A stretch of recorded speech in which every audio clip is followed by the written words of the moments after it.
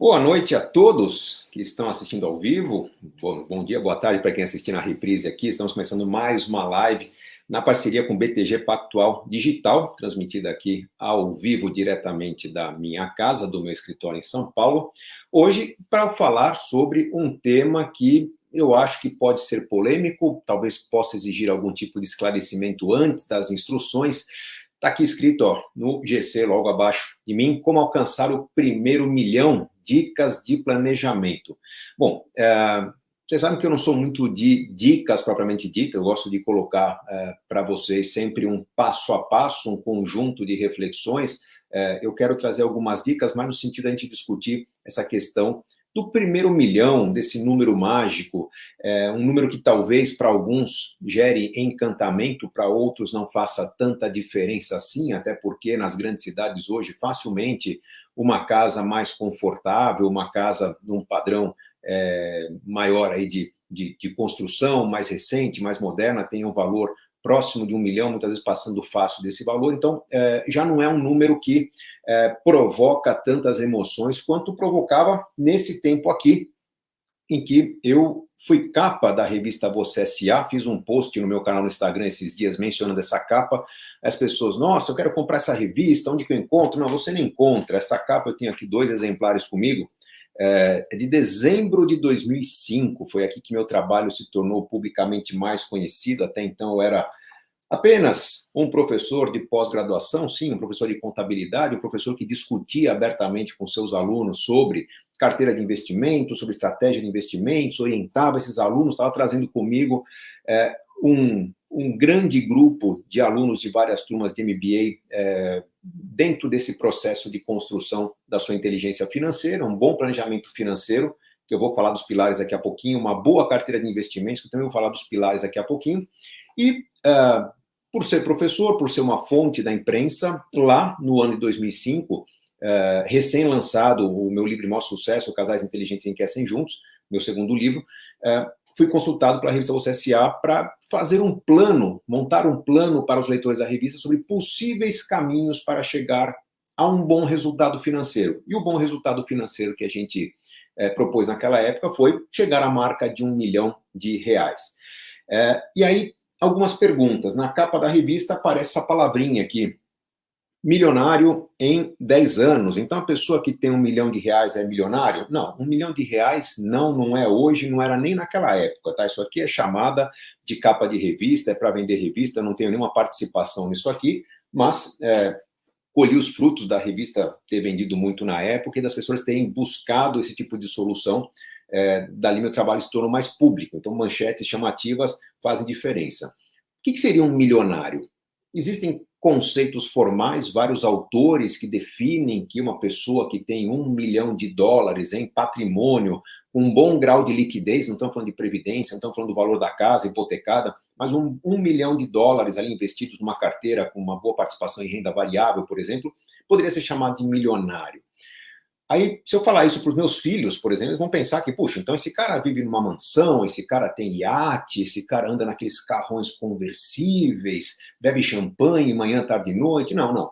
Esse estilo nababesco de consumo não é o estilo de vida que a pessoa vai conquistar ao ter R$1 milhão de patrimônio. Hoje, podemos falar alguma coisa da ordem de R$5 milhões. Se a pessoa conquista uma boa tranquilidade, se a pessoa conquista um bom padrão de conforto, pode talvez pagar o seu plano de saúde, manter a sua casa, fazer uma viagem sem grandes luxos uma vez por ano, com um certo grau de conforto para o resto da vida, mas tomando os devidos cuidados, porque qualquer decisão mal embasada pode fazer com que talvez esse equilíbrio se perca. Às vezes a pessoa exagera no valor da compra de um carro, às vezes exagera na celebração de uma data importante, às vezes exagera na decoração da sua casa tão querida e aquele patrimônio que existia é perdido total ou parcialmente. Se a pessoa perder 20% de R$1 milhão, ela já perdeu um equilíbrio que ela tinha conquistado.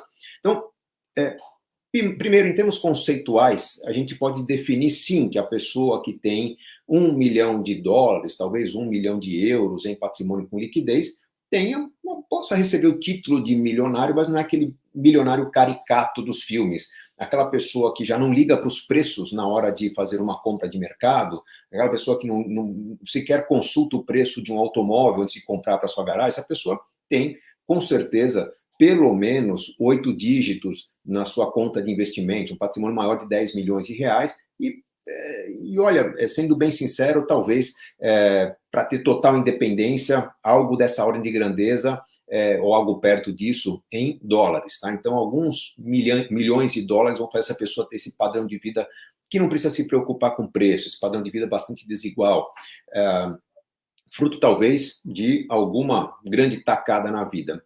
Eu quero falar hoje sobre técnicas para você alcançar não um padrão de vida em que você não se preocupe com preços, não um padrão de vida em que você não precise mais pensar em trabalhar pelo resto da vida, até porque eu acho isso uma grande bobagem. Eu conquistei minha independência financeira nessa época, por isso que eu me tornei capa de revista. Então, em dezembro de 2005, eu cheguei à marca de R$1 milhão de patrimônio. Naquela época, a revista saía no começo de dezembro, eu fiz a conta, o dólar estava, se não me engano, na casa de 2,18, eu tenho isso anotado aqui, deixa eu ver nas minhas anotações. Sim, o dólar no início de dezembro de 2005 estava em 2,18, então R$1 milhão equivalia a 460 mil dólares. Eu não me classificava como milionário, eu não me classificava como uma pessoa que podia simplesmente não se dar o luxo, que não precisava mais se dar o luxo de aliás, que podia se dar o luxo de não pesquisar preços, enfim, parar de trabalhar. Naquele momento, eu tinha um valor investido, fruto de uma ascensão na carreira nos anos recentes, combinada com boas escolhas de investimento. Lembre-se que o governo Lula começou em 2002, com a Bolsa no fundo do poço, apavorada com a situação que o Brasil vivia, com um partido de esquerda chegando ao poder, e naquele momento, boas escolhas combinadas com a ascensão na carreira, com o aumento da renda, com a falta de tempo também de mudar minha vida, porque foi uma fase em que eu trabalhava 6 dias por semana, das 8 da manhã até as 10 da noite, aquela fase em que a gente paga o pedágio na nossa vida. Então, naquele momento, eu consegui acumular essa marca de R$1 milhão, que me proporcionava, dentro do rendimento médio da minha carteira naquela época, um rendimento mensal da ordem de R$3.500 por mês. Alguns vão perguntar, Gustavo, mas só isso? Não, não era só isso. Meu rendimento mensal estava da ordem de 1% ao mês, algo facilmente alcançável no Brasil daquela época, mas com a taxa de inflação daquela época, o 1% ao mês, que era R$10 mil sobre R$1 milhão, eram ilusórios. Eu tinha que descontar o efeito da inflação para entender o ganho real, e naquela época o meu ganho real estava em 0,35% ao mês, não muito diferente do ganho que se consegue hoje com uma carteira conservadora, que me permitia uma renda perpétua de R$3.500 por mês. E por que isso virou capa de revista? Porque ao dar entrevista sobre técnicas para chegar à independência financeira, e essas técnicas, eu vou achar a matéria aqui, ela envolvia uma arte mostrando possíveis caminhos para você alcançar a condição financeira. Olha que bacana. Então tinha uma artezinha, possíveis caminhos, o mapa, né? Tinha uma foto toda elaborada que pediram para eu fazer aqui, sentado na praia. Olha, esse cara não precisa trabalhar mais, né? Mas com roupa social, enfim. Mas naquele momento, os R$3.500 que eu recebia de rendimentos nos meus investimentos cobriam o que era o meu custo de vida naquela época. Eu, mais a Adriana, minha esposa, tínhamos um gasto mensal médio da ordem de R$3.500. Então, eu alcancei minha independência financeira naquele momento. Muito? Não. Era um padrão de vida de classe média, muito esforço para viver numa região razoavelmente central na cidade de São Paulo, onde o custo de vida sempre foi alto, era naquela época também, mas eu tinha, a partir daquele momento, a sensação de que se eu quisesse parar de trabalhar, eu poderia. Queria parar de trabalhar? Não, eu era professor, como sou até hoje, um apaixonado pelo meu trabalho, um apaixonado pela transformação, um apaixonado pelo conhecimento e por transmitir esse conhecimento de maneira a fazer com que as pessoas tenham uma vida muito melhor. Sempre foi o meu trabalho, continua sendo até hoje. Mas naquele momento eu percebi que a independência financeira me trazia uma tranquilidade, a possibilidade de eu não mais aceitar trabalhos que eu não gostava de fazer. Não que eu procurei só trabalho mole, mas aqueles trabalhos que me faziam brilhar os olhos passaram a ser abraçados com uma dedicação maior, mesmo que mal remunerados. E os trabalhos que eu não gostava de fazer, mesmo que bem pagos, começaram a ser deixados de lado. que aconteceu? Eu comecei a me destacar naquilo que eu gostava de fazer, comecei a virar referência. Foi assim que eu comecei a deixar de lado minhas aulas de contabilidade dos negócios e passei a me dedicar mais às aulas de finanças pessoais, aos livros, enfim, a carreira decolou. Mas a ideia não é contar minha história aqui, a ideia é mostrar caminhos para você alcançar algo que seja muito importante para você. Independência financeira, será que uma pessoa alcança a independência financeira nos dias de hoje com R$1 milhão investidos? Talvez sim, se você viver num lugar cujo custo de vida seja relativamente baixo, um estilo de vida simples, um estilo de vida menos dependente de itens de conforto e principalmente de segurança que custa muito caro no Brasil, talvez com R$1 milhão bem investidos você tenha uma perpetuidade em ganhos que, complementados ao INSS no futuro, na sua aposentadoria, te tragam uma qualidade de vida muito interessante. R$1 milhão certamente não trazem para uma pessoa que vive numa grande cidade brasileira a possibilidade de viver perpetuamente com um alto nível de conforto. Então, eu vou tratar essa ideia do como alcançar o primeiro milhão, não como a ideia da independência financeira, mas uma marca que você deseja atingir no caminho para a independência financeira. Para mim foi algo impactante, tá? Trabalhando meus investimentos, vendo os números fermentarem, às vezes ganha, às vezes perde, e de repente, quando eu rompi a marca do 7º dígito, né? 7 dígitos, um seguido de 6 zeros, né? 1 milhão, passou a fazer uma diferença enorme no meu extrato bancário. Como eu não tinha casa própria na época, também passou a fazer uma diferença na minha declaração de imposto de renda. Então, tudo aquilo, para quem não passou por essa situação ainda, quando você tem uma declaração em que os valores ultrapassam um certo número, na hora que você vai salvar os dados, vem lá uma caixinha, né, do aplicativo dizendo, tem certeza que você quer salvar?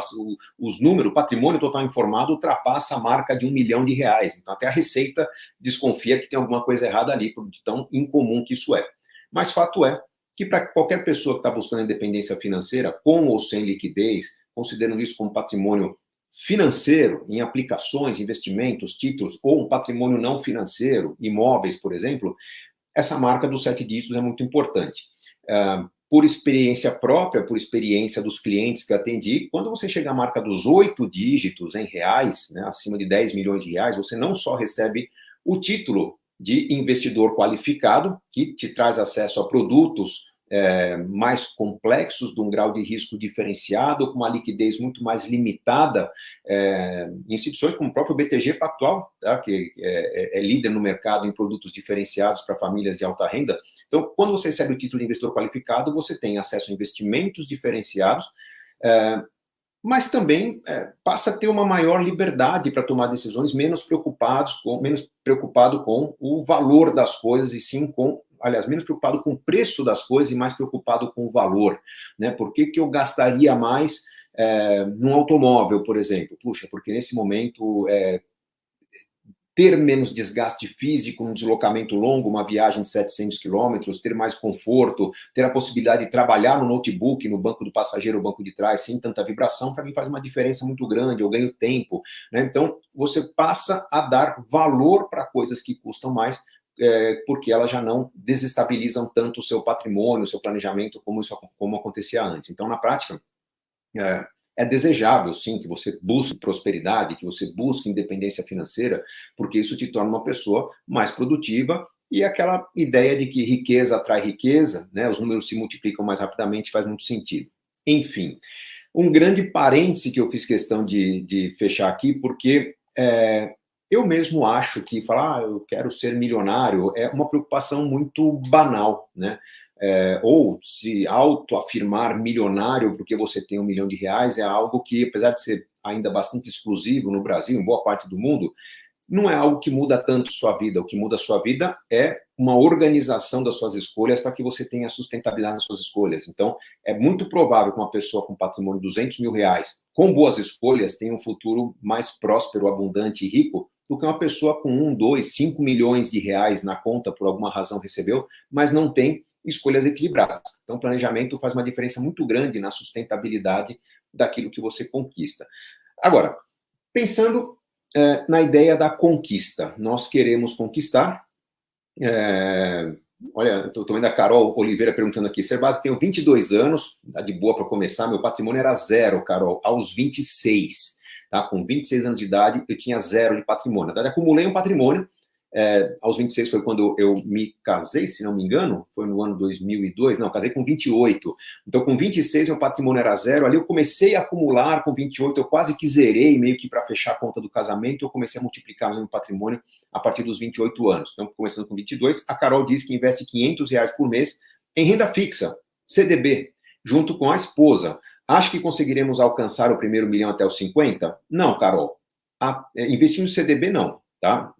Mas você vai, sim, alcançar, porque você já começou aos 22, você está buscando informação, você está se educando numa segunda-feira à noite, enquanto outras pessoas estão talvez descansando. Então, eu acredito que você vai alcançar não com esse produto CDB. Esse produto CDB tem que estar na sua carteira para a reserva de emergências, para os projetos que vão se concretizar nos próximos 6 a 12 meses. Que aí a gente está falando de uma estratégia de investimentos que é bem específica, e os demais investimentos da sua carteira têm que estar em algo que traga mais oportunidades. Aliás, uma boa noite especial a todos aqueles que aguardavam um dia oportuno para investir em renda variável, um dia que hoje a Bolsa de Valores, para quem não está assistindo ao vivo, hoje é dia 22 de fevereiro de 2021, por causa de uma prática, de uma decisão intervencionista do governo Bolsonaro na mudança da liderança da Petrobras para supostamente segurar os preços do petróleo, do combustível, né, que segue os preços do petróleo, ou seja, quebrar a regra de livre mercado. A Bolsa de Valores veio abaixo, né, não só a Petrobras, que perdeu muito valor, mas praticamente todo o mercado veio abaixo, principalmente porque investidores estrangeiros decidiram sair rapidamente do Brasil diante desse risco de maiores práticas intervencionistas. Obviamente que não é porque caiu o preço que tudo está barato, mas esse é um momento em que a renda variável vem abaixo, e é o momento em que eu vou ouvir o meu assessor de investimentos, a carteira recomendada, procurar informações sobre as oportunidades que surgem nesse momento, que ativos têm fundamentos para mostrar que esse preço realmente ficou baixo. Hoje, ou os próximos dias, um bom momento para entrar com mais força na renda variável. Enfim, não quer dizer que a queda acabou, mas estou comprando algo muito mais barato do que esteve há um dia útil atrás. Agora, fechando só a questão da Carol, para aos 50 anos, no caso da Carol, daqui a, estão falando de 28 anos, é tempo para dedéu, hein, Carol? Você juntando R$ 500 por mês, que é um bom valor, eu vou falar daqui a pouquinho de números, mas com uma carteira diversificada, uma carteira balanceada, orientada, você vai, provavelmente, daqui a 28 anos, ter muito mais do que R$ 1 milhão. Aliás, em termos numéricos, acredito que vai ter um número várias vezes maior do que R$ 1 milhão, mas esse número não importa, tá? O que importa é o seu ganho acima da inflação. Hoje, investindo no CDB, você praticamente se protege contra a inflação e você vai ter R$ 500 vezes os 28 anos, vezes 12 meses, você vai ver que isso vai estar longe do R$ 1 milhão. Na prática, é o investimento que vai multiplicar. Eu vou já mostrar o impacto dos ganhos reais no seu investimento e você vai perceber que com boas escolhas, talvez até menos de R$ 500 te levem a R$ 1 milhão em termos reais daqui a 28 anos. Mas eu queria falar de algumas regras importantes para você chegar a essa condição. Qual condição? De romper a marca do R$ 1 milhão em algum momento e continuar multiplicando o seu capital ao longo dos anos para chegar no segundo, no terceiro, no quarto, no quinto. Primeiro ponto é você entender o aspecto exponencial dessa construção. Você entender que o primeiro milhão vai ser muito mais difícil do que o segundo milhão. O que eu quero dizer com isso? Imagine que nesse momento, eu não sei há quanto tempo a Carol Oliveira, por exemplo, tem 22 anos, guarda os R$ 500 dela, mas vamos supor que ela fez boas escolhas durante um tempo, ela tem algo perto de R$ 10 mil e recebe orientação do assessor de investimentos dela para ter uma carteira balanceada, uma exposição em fundos internacionais, uma exposição em renda variável, talvez daqui a um tempo ela estude um pouquinho, até uma exposição em criptoativos, desde que diversificado. Lembrem-se que eu sou radicalmente contra ter um único criptoativo, só Bitcoin, só uma moeda, diversificação importante em mercados exóticos, e eu considero criptoativo um mercado exótico, tá? Porque ainda não há fundamentos para determinar o porquê que custa 1.000, 10.000, 30.000, enfim, mas esse não é o assunto de hoje. A questão é que imagine que a Carol tem 10 mil reais e que, orientada, ela seja convidada a colocar 10% do capital dela, 10% dos 10 mil, ou seja, apenas R$ 1.000, num ativo de risco. Pode ser um fundo de criptoativos, pode ser um fundo de ações, pode ser um fundo cambial. Ela está seguindo a recomendação. E vamos supor que a Carol tenha a felicidade de entrar num dia em que a bolsa caiu muito, né, o ativo caiu muito, e pega um período muito frutífero de recuperação desse ativo, e esse ativo dobra de valor nos próximos 12 meses. Imagine que a Carol tinha 10 mil reais hoje, e daqui a 12 meses, aqueles 10%, aqueles R$ 1.000 dobram de valor. Ela vai ter dois sentimentos muito marcantes. O primeiro de estar participando de um mercado que traz oportunidades interessantes, ela vai estar feliz por esse aspecto, mas ela vai estar frustrada porque vai pensar, puxa, eu coloquei só 1.000, se tivesse colocado os 10 mil, eu não teria 11 ou 11 alguma coisa, teria 20 alguma coisa agora. Né? E esse é um sentimento que normalmente a gente tem quando acerta num tipo de investimento. E perceba que no caminho para o milhão, esses 10 mil terem virado 11, ou 11 alguma coisa, foi um passo importante, mas ainda há uma sensação de que a Carol vai ter que remar durante muito tempo para chegar nesse milhão. E ela vai contar com o aumento da renda dela, né? Uma pessoa jovem vai evoluir na carreira, vai ganhar mais, ela vai contar com uma decisão estratégica de manter o estilo de vida mais simples durante um tempo para, no diante do aumento de renda, poder aportar mais de R$ 500 por mês. Vamos supor que durante meses ela aporte 1.500, 2.000, até adotar um estilo de vida um pouco mais confortável e consumir o aumento da renda dela. Mas, nesse processo, vamos supor que, passado um tempo, com boas escolhas, com alguns altos e baixos e muitos aprendizados, ela chegou à marca de 1 milhão. Vai comemorar os 7 dígitos na carteira. Vamos supor que, naquele momento, ela vai conversar com o assessor de investimentos dela, vai consultar as recomendações do BTG Pactual, de onde quer que ela invista, e vai, de repente, receber a recomendação de colocar 10% do patrimônio dela em risco. 10% num ativo mais arrojado. E 10% de 1 milhão não é mais R$ 1.000. Agora, são R$ 100 mil. Vamos supor que ela pegue um momento fantástico, um momento de pegar um ativo muito barato e 12 meses muito interessantes, e que os 100 mil dela dobrem de valor. Ela tinha 1 milhão numa certa data, 12 meses depois, daquele 1 milhão, 100 mil dobrar de valor, agora ela tem 1 milhão e 100 mil e mais uns quebradinhos, que é o rendimento dos 900 mil que ela tinha. Vocês percebem que esses 100 mil a mais fizeram com que o segundo milhão esteja muito mais perto em termos de prazo do que estava o primeiro milhão? Que de repente a Carol teve que remar muito tempo para chegar no primeiro milhão, mas aí com uma massa crítica maior, ela tem mais oportunidades de investimento, ela tem acesso a investimentos melhores, ela pode diversificar melhor a carteira e com isso chegar mais rapidamente ao segundo milhão. Então, essa lógica exponencial não pode ser esquecida.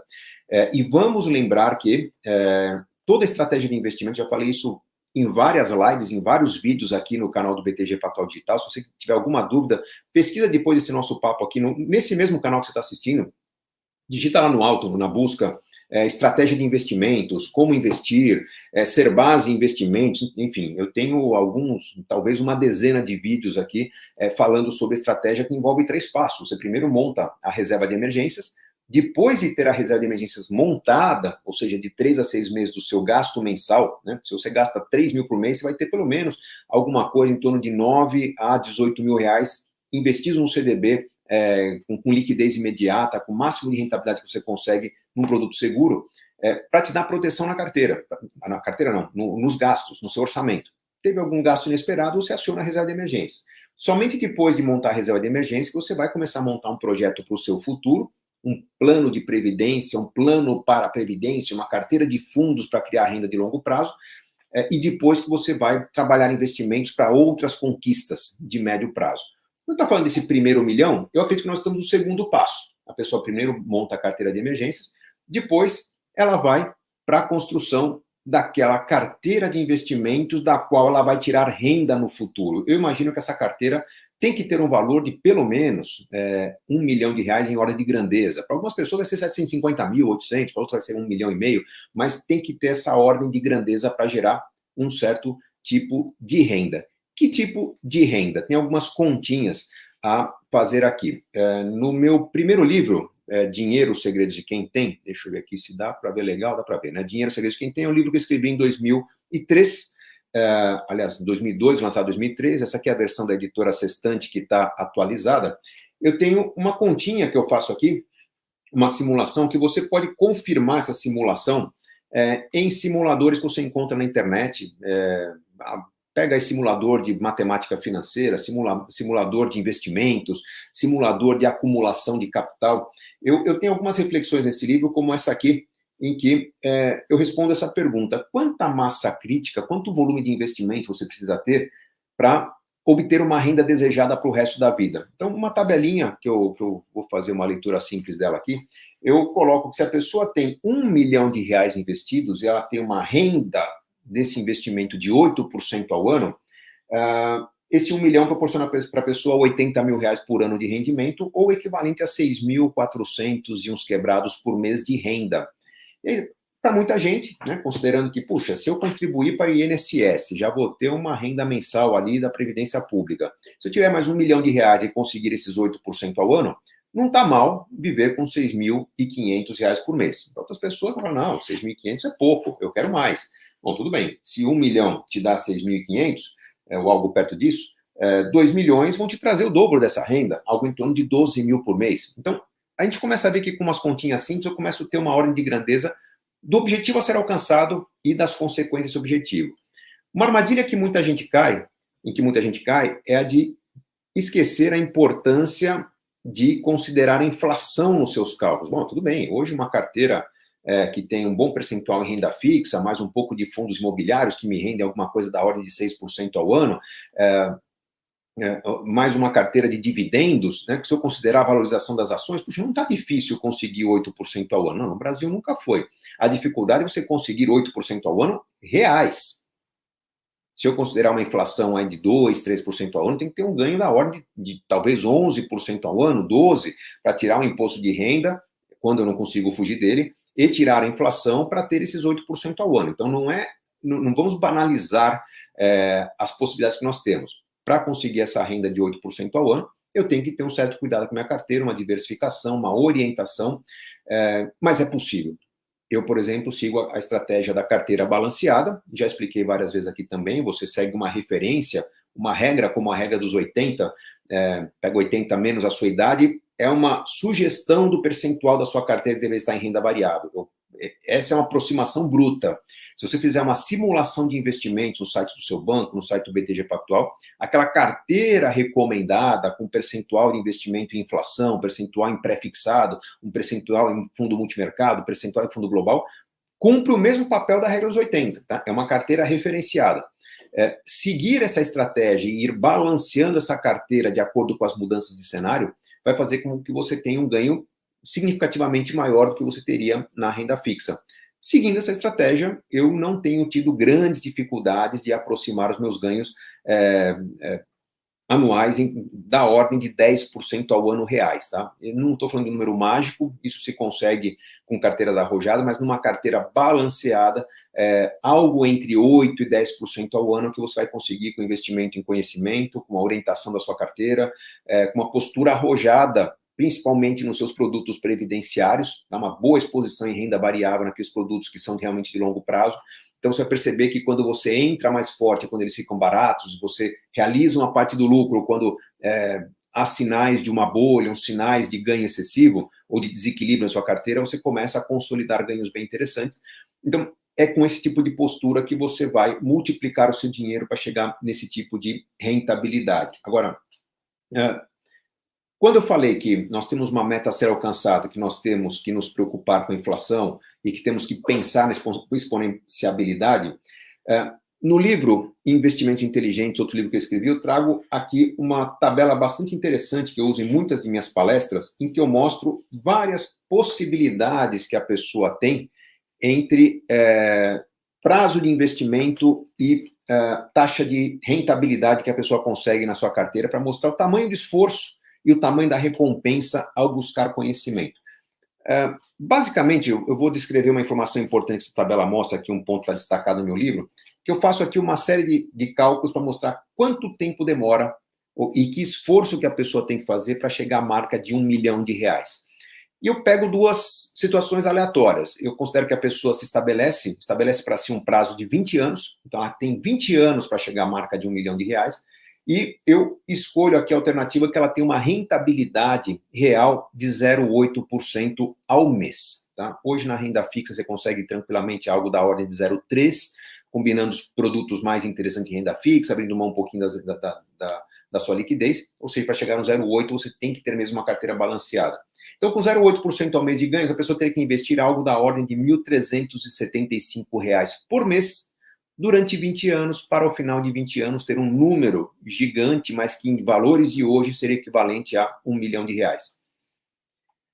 Pessoas que me ouvem hoje que talvez falam, puxa, mas meu salário é praticamente 2, 3 vezes isso, eu não consigo poupar esse valor todo, isso aí é para poucos. Sim, aparentemente é para poucos.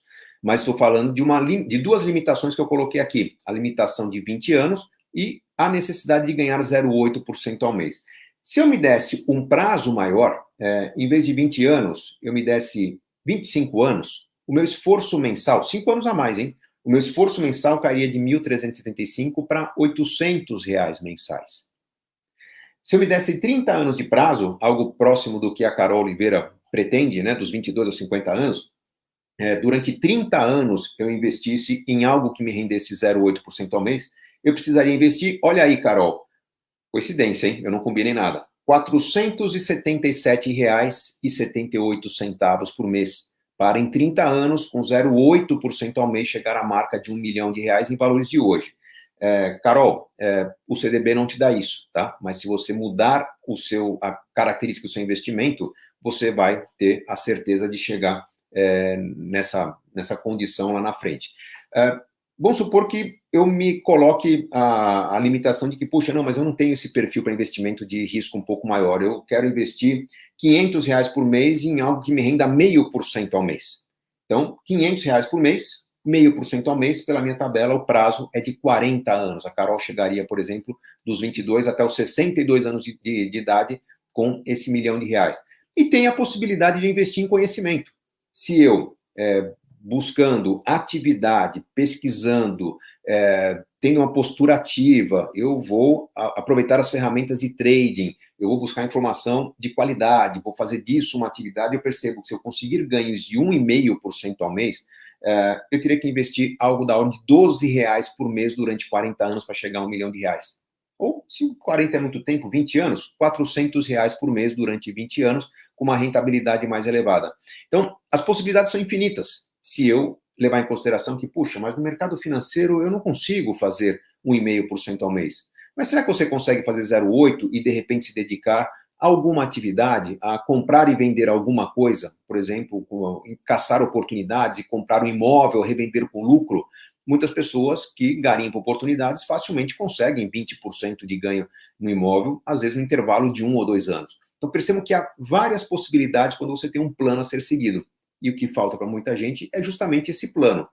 Sabe-se que há um caminho, ou que há múltiplos caminhos, mas não param, dedicam tempo para organizar esse plano, essa estratégia, e entender qual será a alternativa, caso você não consiga a rentabilidade que você esperava. Você esperava 1,5% ao mês, não está conseguindo. A sua estratégia não está funcionando como você esperava. Então, qual que é o segundo caminho? É você investir numa carreira paralela, você complementar a renda com uma segunda fonte de renda? Então, eu acho que o elemento mais importante nessa construção de um marco simbólico, mas um simbolismo importante no seu planejamento com R$ 1 milhão, é a sua postura em relação a parar, organizar um plano, ter alternativas a esse plano e manter um grau de esforço e dedicação maior, principalmente no começo, enquanto você não tem certeza se o plano funciona. Chega uma hora que você entra no flow, você entra naquele ritmo desejado de busca de conhecimento, de dedicação ao seu projeto, de envolvimento com ele, de correção de pequenos erros, que vai fazer com que você tenha retiradas mais interessantes. Olha, no mesmo livro Investimentos Inteligentes, eu trago outras tabelas, tá? Meus livros são cheios de tabelas, porque nem todo mundo leva jeito para fazer contas, mostrando como que é importante essa visão exponencial, tá? Eu tenho um exemplo do 100 mil, eu vou falar do exemplo do 1 milhão, que é o assunto de hoje, tá? Se a pessoa pretende acumular R$ 1 milhão em 20 anos, é o que aparece aqui, buscando uma rentabilidade de 1% ao mês, essa pessoa vai ter uma postura ativa para chegar nessa rentabilidade. ela pretende poupar R$ 1.000 por mês. Tá? É a conta que está na tabela essa aqui, R$ 1.000 por mês durante 20 anos ou 240 meses, né? Ou seja, vai dar R$ 240 mil investidos efetivamente, corrigidos pela inflação, mas isso é assunto para uma outra live, como corrigir pela inflação, e conseguindo uma rentabilidade de 1% ao mês, ou perto de 13% ao ano, essa pessoa, mesmo que dê tudo certo no caminho dela, ela vai chegar no meio desse prazo de 20 anos, no 10º ano, não com R$ 500 mil, ela vai chegar com R$ 232 mil, menos de um quarto do objetivo alcançado, na metade do prazo. Se a pessoa não tem noção do efeito exponencial, se a pessoa não tem metas parciais calculadas a serem alcançadas, o que vai acontecer? Ela vai chegar no meio do caminho achando que está no caminho errado, achando que o projeto dela não está dando certo, e pode ser que esteja perfeitamente no caminho ideal. Ela só vai chegar à metade do valor pretendido, só vai chegar aos R$ 500 mil, R$ 505 mil, para ser preciso, no final do 15º ano, num projeto de 20 anos. Então, se você ignora esse efeito exponencial de que o primeiro milhão é mais difícil, de que no começo você muda estratégia, você compra e vende, você tem custo nesse processo, e você olha o seu patrimônio e fala, nossa, mas caramba, foi muito esforço para ganhar muito pouco no começo. Se você ignora que quanto mais massa crítica você tem, mais rapidamente você multiplica, você vai provavelmente abandonar um plano que está dando certo, e você acha que não está. Então, resumindo alguns dos principais pilares desse nosso planejamento. Você tem uma consciência das possibilidades que você tem, do quanto que você vai precisar de esforço diante de uma certa rentabilidade, o quanto que esse esforço merecerá de ajustes caso você não siga a rentabilidade que você precisa. É um ponto importante, tá? E, para ser bem sincero, gente, para muita gente fala, nossa, mas eu não consigo poupar mais de R$ 300 por mês. Tudo bem, mas você é jovem, você está estabilizado na carreira ou você está investindo nessa carreira também para evoluir em renda, para aumentar as possibilidades? É um projeto conjunto, um projeto de casal, por exemplo, em que dois unindo esforços tentam construir uma independência financeira que individualmente não conseguiriam? Lembre-se que a união de esforços permite acelerar esse processo e chegar mais rapidamente a uma massa crítica que se multiplica mais rapidamente. Então, é muito importante perceber esse efeito, essa possibilidade que a vida, a biologia nos traz, né? Quanto mais maturidade eu tenho, quanto mais experiência eu tenho, mais capacidade eu tenho de aumentar minha empregabilidade, melhorar a renda da minha família. Alguns cuidados vão ser tomados. Um desses cuidados é o investimento em educação. Além dessa visão das possibilidades que eu tenho como desdobramento da evolução que eu tenho na carreira, na vida, etc., entender o aspecto exponencial da evolução da minha riqueza e estabelecer marcos parciais que me mostrem se eu estou no caminho certo é muito importante. Uma postura ativa nos investimentos é muito importante. Em 2005 eu cheguei à minha independência financeira, mas em 2002 eu tomei a decisão de investir maciçamente em renda variável, não porque eu decidi me jogar do precipício, é porque naquela época eu estava estudando maciçamente sobre renda variável, acompanhando as ferramentas que me eram oferecidas pelo mercado. Então, naquele momento, eu me senti confiante em aproveitar uma oportunidade, uma bolsa que muitos diziam que ia desmanchar, que ia desmontar, que ia quebrar. Né? E lembrando que bolsa não quebra, tá, gente? O que quebra são as empresas que fazem parte da bolsa. Para quebrar uma bolsa, eu preciso de um colapso no mercado financeiro que não se cogita agora. O intervencionismo do governo é ruim, quebrar regras de livre mercado é ruim, sem dúvida, mas lembre-se que estamos falando de empresas saudáveis, tá? Inclusive o exemplo da Petrobras de hoje, empresas que estão se mobilizando no sentido de adequar a sua atividade às transformações que estão acontecendo na economia, no uso da energia, na possível extinção do uso do petróleo em algumas décadas, ou talvez no próximo século, enfim, tudo isso nós não podemos esquecer. Agora, normalmente onde que as pessoas pecam? Pecam por abandonar um plano que às vezes é até bem sucedido, mas faltava melhorar a composição da carteira de investimentos, faltava buscar um pouco mais de orientação na construção dessa carteira. Muitas pessoas pecam na falta de conhecimento, né, no medo de tomar decisões. O medo é consequência do desconhecimento. Quanto mais você estuda, mais elementos você tem para lidar com as dificuldades, com os medos, com as fragilidades que você tem diante da falta de um conhecimento que você não domina. E as pessoas abandonam projetos por ansiedade, né? Porque estão lidando com volatilidade, porque estão lidando com um mercado que é nervoso, porque não entendem que um dia de baixa na bolsa é um dia de compras e não um dia de venda, caso você não tenha se protegido disso anteriormente. Tá? Então, são alguns elementos que devem ser levados em consideração. Deixa eu ver as perguntas, senão fico só eu falando aqui e eu não posso desprezar aqui algumas reflexões boas que o pessoal traz. Glauber Lima está me perguntando, para alcançar esse 1 milhão, empreender é uma necessidade ou uma opção? Ou, de repente, empreender é uma necessidade, opção, enfim. Glauber, eu acho que empreender é uma possibilidade, tá? Na verdade, o que você precisa para chegar num patrimônio financeiro é de renda. A renda você consegue com uma alta empregabilidade, e alta empregabilidade significa um conhecimento diferenciado, ser capaz de fazer o que outras pessoas não fazem no mercado de trabalho. E se você, por alguma razão, às vezes por falta de capacidade de investimento, às vezes por falta de tempo, às vezes por falta de vontade de estudar, nem todo mundo tem perfil de estudo, se você não conseguiu criar esse diferencial na sua carreira, empreender é uma possibilidade. Agora, eu acho que o mundo dos investimentos não é diferente para uma pessoa que é empregado, seletista, até servidor público, ou de uma pessoa que é empreendedor. Uma coisa é a vida da sua empresa, essa empresa tem que ter reserva de emergências, capital de giro, todo um planejamento para lidar com a evolução desse negócio, e a sua vida pessoal tem que primeiro respeitar o investimento de maior risco que você tem, que é da sua empresa, tá? Então, quem tem uma empresa provavelmente terá uma carteira de investimentos mais conservadora, só que a sua vida pessoal tem que ter também uma reserva de emergências, tem que ter uma construção dos seus objetivos adequada ao prazo que você tem, aquilo que a gente chama de alocação, né? Quanto maior o prazo para realizar um sonho, mais agressiva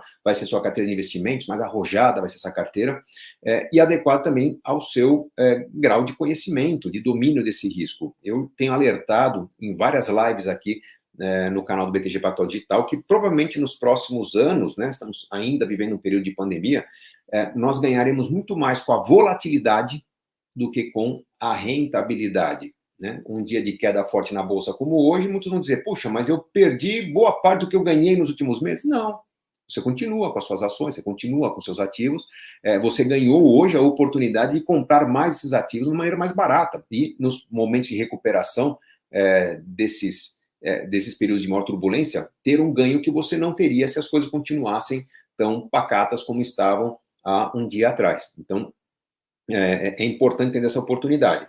Eu acho que o Brasil de hoje, com uma educação muito falha no passado, né, ela continua falha hoje, mas o adulto de hoje teve uma educação muito falha, muito superficial, esse adulto é pouco competitivo, principalmente quando os negócios que estão na vanguarda da transformação econômica exigem um conhecimento que às vezes estão demandando contratação de profissionais de fora, profissionais que têm uma qualificação diferenciada. Então, se a nossa educação no Brasil é falha, eu acho que boa parte dos brasileiros, nos próximos anos, vai prosperar empreendendo, não por opção, empreendendo por necessidade, porque não tem emprego, porque não conseguiram sustentar sua empregabilidade, porque, enfim, havia emprego numa época e, de repente, a mudança, né, disruptiva nos negócios fez com que as pessoas fossem substituídas por aplicativos, enfim, por alguma coisa funcionando na internet para prover o trabalho que antes era fornecido por um trabalhador. E eu não acho isso um problema, tá, gente? Eu acho que é uma questão de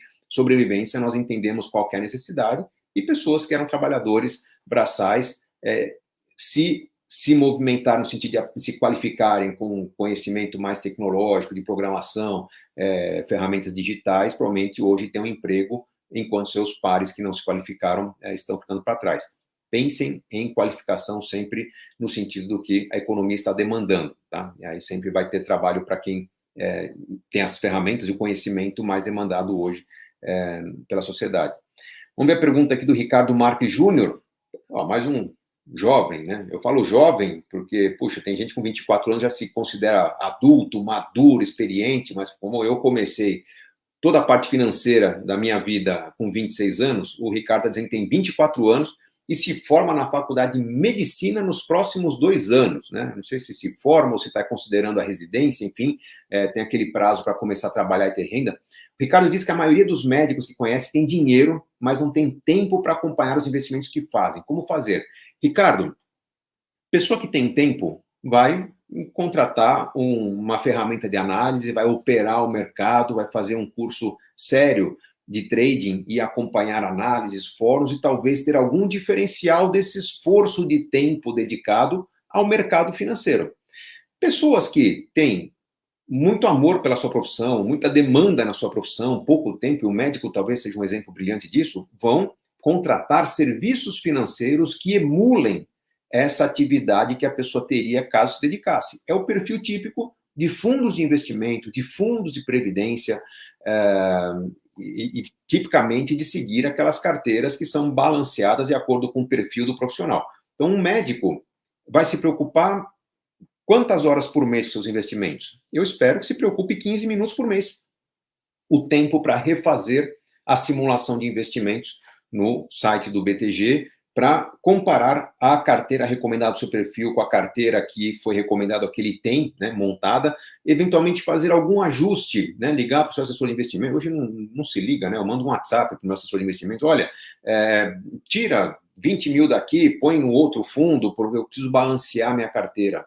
Esses 15 a 20 mil mensais são suficientes para ter um bom desempenho, eu acho que com disciplina, com um pouquinho de estudo nas horas livres, né? E horas livres, falando assim, aquela leitura para você entender um pouquinho daquele conhecimento fora da sua atividade profissional que te ajuda a tomar decisões melhores na vida, essa pessoa vai começar a dominar os aspectos dessa volatilidade e entender que um dia como hoje, além de jogar para baixo o preço das ações da Petrobras, trouxe para baixo o preço de bancos, de outras empresas de serviços, indústria de commodities que se beneficiam de um dólar que se eleva num dia como hoje, em que o capital foi embora. Empresas brasileiras exportadoras se beneficiam desse movimento. E aí entender que, nesse momento, talvez venha a recomendação não de resgatar, mas de comprar aquilo que se beneficia desse cenário. Então, o médico tem que ter um pouco disso. Repito, talvez 15, 20 minutos, meia hora por mês sejam suficientes para ter uma carteira balanceada, ativa,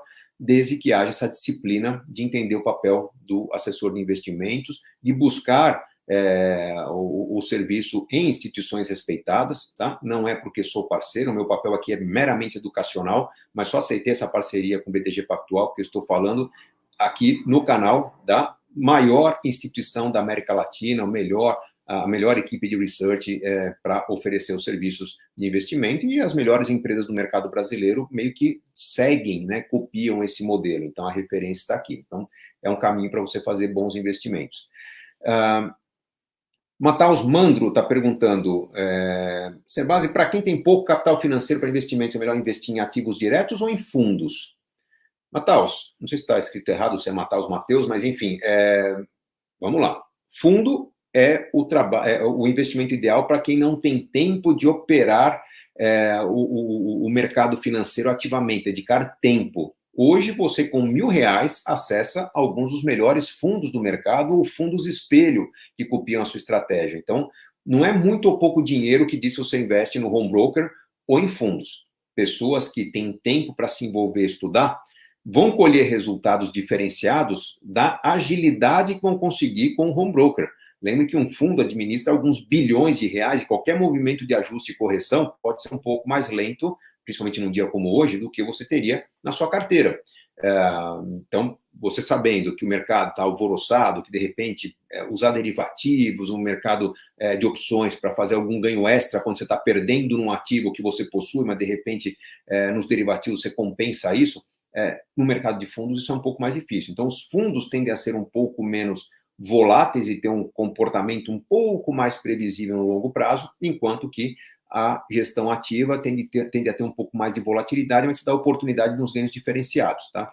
Tem tempo? Consegue se envolver? Gosta disso? Entrou no home broker e sentiu à vontade? Obviamente, a recomendação é que você siga operando no home broker, seja fundos imobiliários, seja ações, seja derivativos, e deixe os fundos para quem precisa contar com uma estratégia consistente do gestor no longo prazo, tá? Essa é a minha visão. Deixa eu ver aqui. César Leal. Posso chamar um patrimônio financeiro de empreendimento, já que ele trará renda passiva e usarei para reinvestir? Não. Eu acho que empreender é uma atividade que envolve uma dedicação desproporcional do empreendedor. Não é uma pessoa que tem horário para entrar, horário de sair, é uma pessoa que tem que se preocupar não só com sua função, mas com a liderança das pessoas, com a possibilidade da criação de valor do seu negócio, né, a geração do equity, uma possível venda ou fusão com outro negócio. Então, empreender é uma atividade complexa. Eu acho que um empreendimento que já não demanda muito do seu dono, do seu empreendedor, pode ser chamado de investimento. Tá? Eu tenho uma atividade lá, uma franquia que está girando, tenho minhas exclusividades, tenho um diferencial do mercado, não estou sofrendo risco de concorrência, o dinheiro está pingando na conta, aquilo pode ser chamado de investimento. E essa pessoa que está com tempo livre normalmente vai estar empreendendo numa outra frente, né? O empreendedor é meio incansável. O contrário, não. Eu acho que o investidor ativo, né, que tem uma postura mais próxima do trader, talvez tenha a sensação que o empreendedor tem, da preocupação de estar sempre atualizado, sempre se envolvendo, sempre organizando as coisas, né? Fim de semana, né, tem que preparar a estratégia segunda-feira. Ele tem uma agenda parecida com o empreendedor, mas vamos respeitar as diferenças aqui. Acho que empreendimento é empreendimento, investimento é investimento, e alguns empreendimentos, quando amadurecem, acabam virando aquilo que antigamente chamava de vacas leiteiras, não sei se usa esse termo ainda hoje, mas acaba virando investimento porque o risco fica muito limitado, tá? Eu acho que no mundo com tanta transformação, até as vacas leiteiras estão ameaçadas, né, se a gente não der atenção devida a elas. Vamos lá, mais perguntas que, poxa, boa participação, muitos alunos do meu curso de Inteligência Financeira comentando aqui, sempre é bom tê-los por perto. Fernando Perrone, para uma pessoa que já tem 61 anos, fico feliz pela pergunta, porque só jovens participando, pela sua sugestão, só 39% seria aplicado em renda variável, então demorará mais para atingir 1 milhão? Fernando, vamos lá. Você está se referindo à regra dos 80. 80 menos 61, na verdade não dá 39, né? Nós estamos falando aqui de 19%, né? Talvez você esteja usando a regra do 100, que é uma atualização dessa regra, né? 100 menos 61 daria 39. Esse número pouco importa, tá? Se você se sente muito confiante na renda variável, você pode até usar a regra do 100, é uma atualização interessante nesse processo, mas se você acha que 39% é pouco, é porque talvez você ainda não tenha visto os vídeos em que eu explico mais detalhadamente esse conceito da regra dos 80, né, da exposição ao risco. Sim, a regra diz que uma pessoa de 61 anos, por exemplo, né, na visão mais conservadora, não deveria ter mais de 19% em renda variável. Consequentemente, pelo menos 81% em renda fixa. Na visão clássica, você pensa, puxa, mas 81% em CDB? 81% em fundo DI? Rendendo 2%, 3% ao ano? Será que vou chegar a algum lugar? Não, não é isso. O que você tem que entender é o seguinte. Primeiro, que essas regras, elas são um balizador para a sua tranquilidade, Fernando. Se você está seguindo a regra, teoricamente você está dentro de um nível de equilíbrio. Se essa regra atende à sua necessidade, fica tranquilo, vai dormir com a cabeça suave no travesseiro, que você está no caminho certo para alcançar as suas metas. Se você faz as contas e percebe que com essa rentabilidade você não vai chegar onde você quer um grau de risco maior, você está contando com assessoria de investimentos, está assinando um serviço de notícias para complementar suas decisões, você está montando uma carteira mais agressiva, a minha interpretação é que você está assumindo um grau de risco maior do que o recomendado. Isso significa que você está errando? Não. Isso significa que, sendo o grau de risco maior que o recomendado que você deveria ter para a sua tranquilidade, você deve assumir uma postura menos tranquila. Acompanhar com mais frequência sua carteira de investimentos, acompanhar com mais frequência a atualização e o balanceamento da sua carteira, ter algum tipo de estratégia que te proteja, né, um stop loss, uma opção vendida, né, usar derivativos para proteger sua carteira, para que você não desperdice oportunidades que o seu conhecimento te convida a ter. Você fala, puxa, eu poderia ter uma rentabilidade maior, eu tenho uma orientação numa carteira mais arrojada, então você vai acompanhar com mais frequência. Não é aquela resposta que eu dei para quem que perguntou aqui? Dos médicos, né? O Ricardo Marques Júnior tinha perguntado, o médico vai olhar só cada meia hora por mês? Não, se tiver realmente dedicado à sua atividade, sim. Se a pessoa está se expondo mais ao risco nos investimentos, tem que acompanhar com mais frequência. Então, essas regras de equilíbrio, quantos por cento vai para a carteira recomendada pelo seu banco, aquela pizza que vem depois de você fazer uma simulação de investimento, são recomendações para você não se preocupar. Saiu daquilo, eu exigiria uma atenção maior àquilo que está fora do recomendado, porque você pode estar ou perdendo oportunidades ou se expondo demais. Basicamente, essa é a diferença. E, Fernando, é comum eu trabalhar casos de pessoas de 70 anos, 75 anos no meu curso, convidar essas pessoas a uma estratégia com todas as pontas amarradas. Tá? Quando eu falo todas as pontas amarradas, sabe? Pensa naquela ideia da pessoa ter menos patrimônio do que gostaria, mas ter uma casa bem avaliada. Aí vem um convite para falar, por que você não vende a casa para aumentar o patrimônio? Os filhos pensam, pô, mas isso é loucura. Pouca proteção meu pai e minha mãe têm, a casa. Não, mas amarrar todas as pontas você vai vender a casa, você vai assumir o valor da casa com uma parcela de renda fixa da carteira, vai poder se expor mais em renda variável, vai optar por um aluguel por 4 ou 5 anos, esperando aumentar em 20%, 30% o patrimônio, para então voltar para a mesma casa ou para outra um pouco mais eficiente, que tende a ser talvez menor, pelo metro quadrado um pouco mais cara, mas com um custo mensal um pouco menor. Então, quando a gente fala amarrar todas as pontas, a gente monta um plano considerando custo da moradia, custo de vida, eficiências encontradas, proteção no patrimônio. Jamais vou expor uma pessoa de 70 anos uma carteira que aposta aí que talvez vai valorizar. Não, realmente tem que ser uma carteira bem amarradinha, tá? Então, na prática, eu acho que idade nunca é um problema, tá? A pessoa não é velha com 60 anos, nem com 70, nem com 80, ela fica velha quando ela perde um pouco daquela esperança de vida, né? Que é justamente sobre esperar alguma coisa que a gente está discutindo aqui, ter marcos que mostram que a gente está chegando no caminho que a gente gostaria do ponto de vista financeiro. Vamos lá. Olha, o tempo voou, já está dando quase uma hora. Deixa eu ver algumas perguntas legais. A Márcia Oliveira Ferretti, é minha aluna do Inteligência Financeira, turma 6, está aqui acompanhando. Jonathan da Guerra Vasconcelos também, F5. Deixa eu ver aqui. Muitos alunos dando um oi. Vou dar um oi geral aqui, senão a gente perde o tempo de alguma resposta interessante. Vinícius Rangel, perguntando aqui, o capital inicial mínimo para começar a viver de swing trade e ter liquidez nesse mercado, no mínimo um salário mínimo de renda.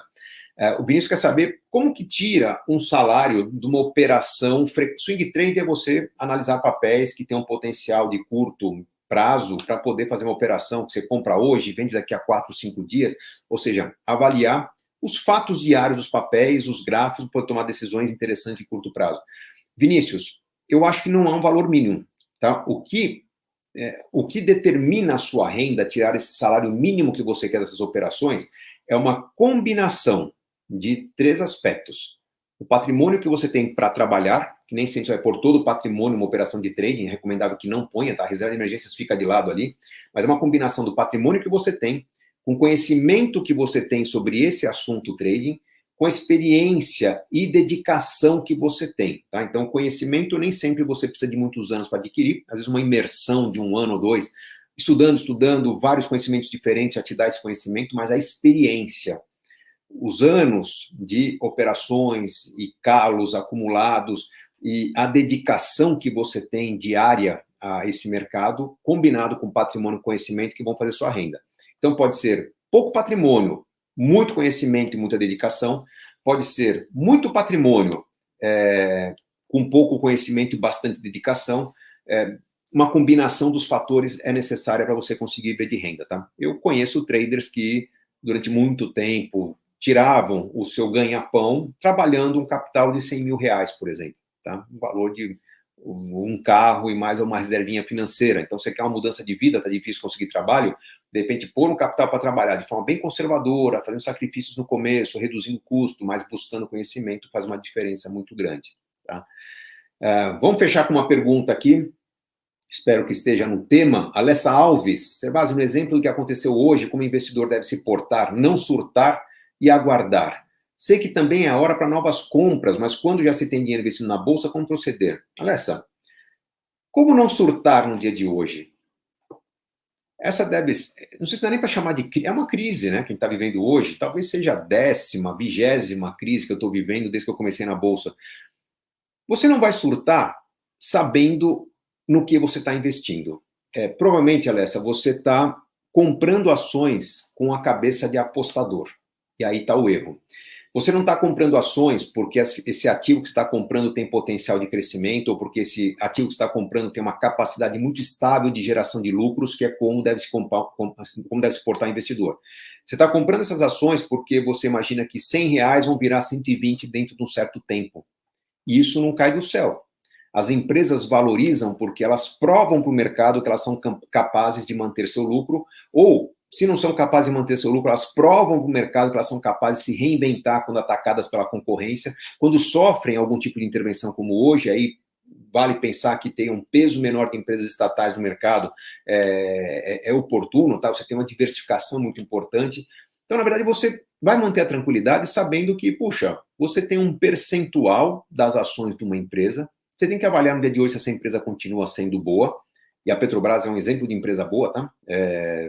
Apesar de ser estatal, é uma empresa que está se transformando, está investindo em outras frentes diante aí de uma possível saturação no mercado de petróleo, você investindo numa empresa boa, que sofre algum tipo de ou ataque direto, ou consequência de um efeito manada de fuga, a impressão que você tem que ter é que comprar mais daquilo que você entende como sendo um bom negócio ficou mais barato. Basicamente esse sentimento. Não quero transmitir nenhum tipo de sentimento irresponsável de banalizar os investimentos, mas sendo bem sincero, Alessa, quando acontece uma queda na bolsa, eu tenho quase que um sentimento de comemoração. Enfim, eu tenho múltiplas possibilidades de comprar algo que ficou barato.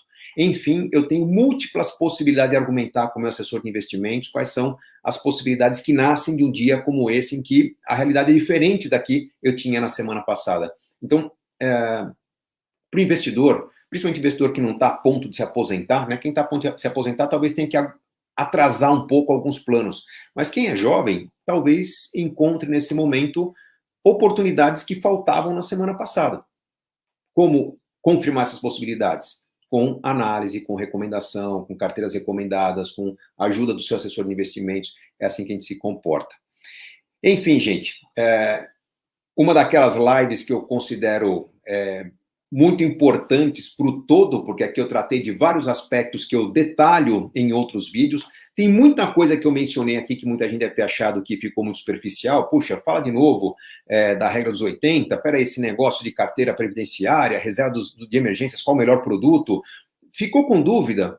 Uma recomendação que eu já fiz em outras lives, vai agora lá no campo de busca aqui do YouTube e faz uma pesquisa sobre o termo que te desconfortou, sobre como aumentar a rentabilidade da sua carteira, sobre como montar uma carteira balanceada. Você vai ver que tem muita informação criada com muito carinho por mim, pelo André Bona, pela Mirna Borges, pelos especialistas do BTG Pactual, para que você possa aproveitar esse mercado de investimentos no Brasil, que é muito oportuno, ainda está em processo de amadurecimento, daqui a 10, 15 anos vai trazer um histórico fantástico de resultados para quem está aproveitando essas ferramentas, e é o momento de aprender, é o momento de abraçar essas oportunidades. Nós fazemos com muito carinho todo esse conteúdo para vocês, que, obviamente, se você curtiu, você vai encaminhar para pessoas que você acha que podem aprender com isso, vai dar sua curtida, colocar seu comentário. Todo o engajamento é importante para que esse conteúdo ganhe relevância e chegue a mais pessoas. Agradeço se você puder curtir e comentar. Obviamente, para aproveitar todas as informações, vai aqui embaixo, né, mais para o lado de cá, e se inscreve no canal para ser alertada de todos os novos conteúdos feitos por mim e pelos demais especialistas para você. Espero ter ajudado, contribuído com o seu plano nessa nossa conversa de hoje. Que você faça boas escolhas com esse conhecimento. Lembre-se sempre que enriquecer é uma questão de escolha. E olha, para quem quer aprofundar o conhecimento, convite para visitar alguma das minhas redes sociais. Na próxima semana eu tenho um mini curso gratuito de diagnóstico financeiro para mostrar para você como que se monta um plano definitivo para a sua vida. Vai em alguma rede social minha, procura a divulgação do plano definitivo, se inscreve, conteúdo gratuito em que eu vou fazer você entender as possibilidades e aproveitar melhor todo esse conteúdo que é disponibilizado numa parceria feita com o BTG Pactual Digital. Obrigado, gente. Boa noite a todos e sucesso em seus investimentos. Grande abraço.